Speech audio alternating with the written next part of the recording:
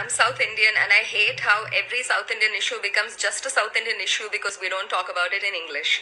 So this video is in English and it is to explain in graphic detail what happened to Jayaraj and his son Phoenix during this past 1 week in a town in my state called Thoothukudi or Tuticorin.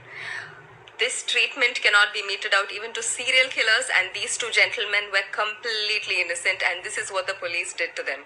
This happened in Tuticorin.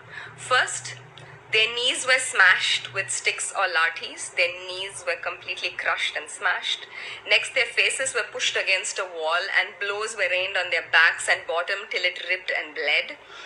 They were stripped completely and not even their underwear was spared. They were completely stripped naked and thrown into jail. The gates were locked, but we know for a fact that this is what happened behind the gates.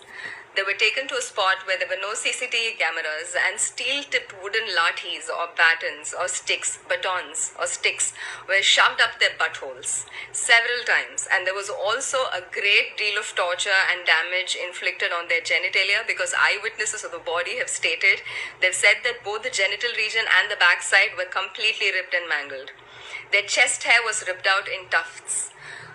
And 3 times during the course of this entire torture, their blood-soaked clothes were sent back to their house and fresh clothes were demanded and those would go back blood-soaked, and this happened 3 times. After a phony trial with a magistrate, this was arranged by the police, the two were taken back into custody and 2 days later they've been pronounced dead due to heart failure and fever.